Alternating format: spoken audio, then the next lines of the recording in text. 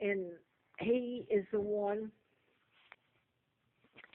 He's the one that took me, Ricardo from Homeless Assistance that I just told. That was from, I think it's Venezuela. I'm mispronouncing him. Blaming on tired and on I don't know what at the moment. But anyway, in other words, they're going to send him back. The FBI is if he doesn't do what they want. And he's up here as a political prisoner. So he said the minute he got off of the plane, he'd be shot. So he goes along with it. This has been the whole thing. People had a choice and options.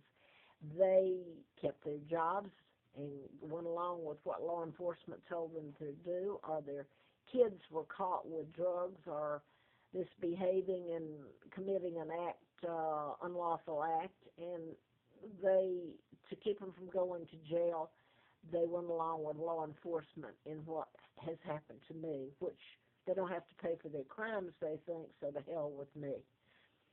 So I was going to tell about where Ricardo, with the homeless assistance from Venezuela, I'm pretty sure.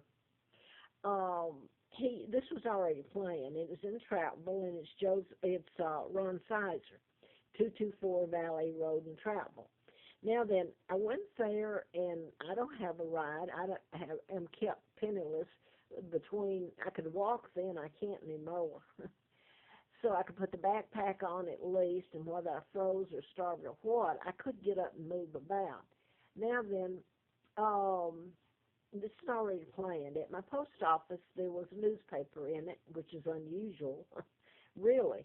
Only one other time did that happen, and I've been there for a long, long time. I have to use that as an address. Post office box. Everybody thinks it's a joke, and I laugh because of the pain. I'd scream. So he's got this big spread in Prattville. I'm talking about he's got a two-story home. He's got all this land across from the Appalachian Trail, near where I used to camp. And the newspaper's there, and I get the call from Ricardo at Homeless Assistance. And he takes me out there, and I'm just going to show, this has happened at all the places, okay? It is a fiasco, crimes against me, and if you do a background check, I can't even use my real name, but it makes me look bad. You don't get 1 minute of the truth. My ears are closing. Must be, anyway.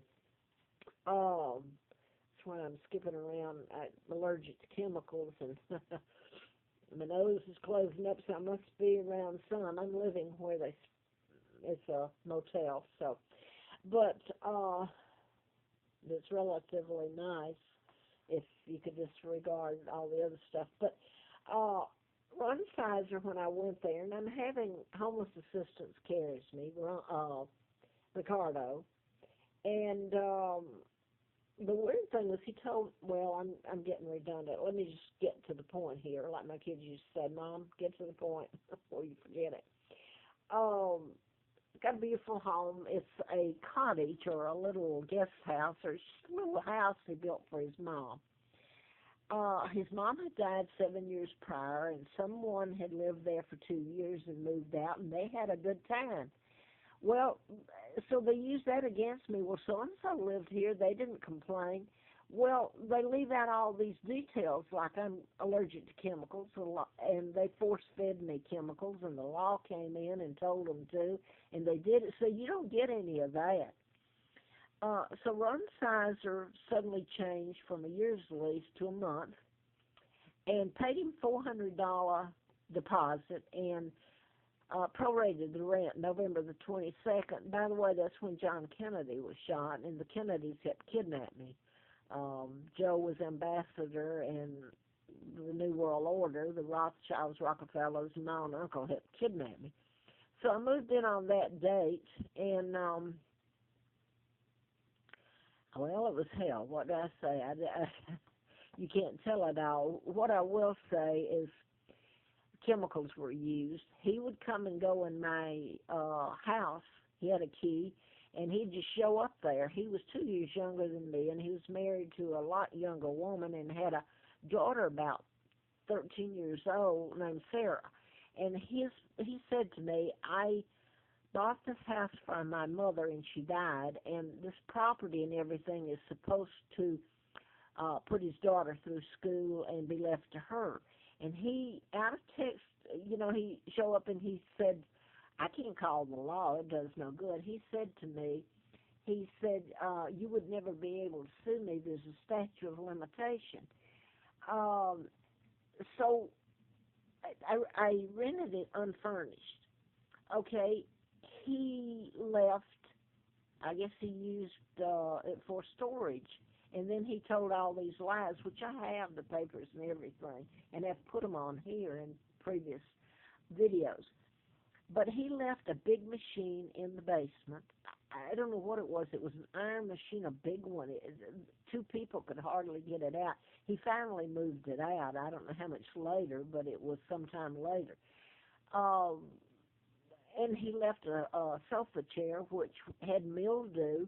He and his daughter brought it up, and I thought they were doing me a favor till they got it up, and then I couldn't take it back down. It was soil with mold and mildew, and it made me sick when I was in the room with it. He actually had put in a furnace just before I came, a gas furnace, and I don't know what they did to it, but I would pass out, and there's records of this with the gas company. I called and Bobcat County, and they told me that he wasn't supposed to put it in. He put it in himself. He didn't have the building license or anything. It was all illegal, but nobody would touch him.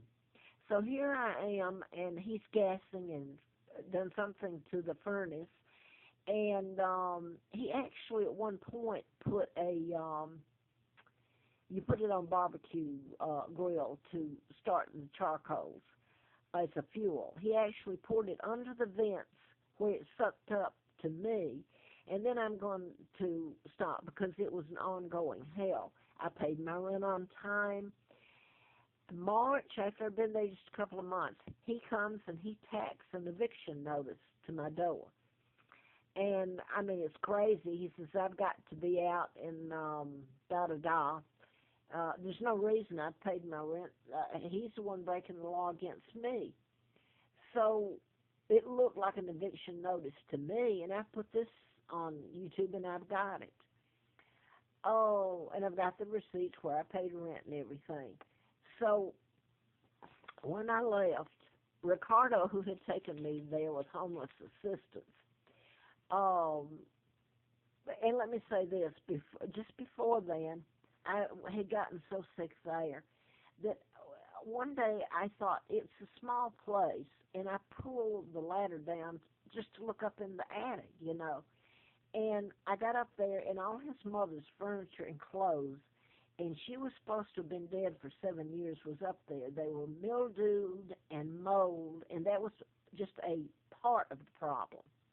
So he used what I was paying for as storage for all this.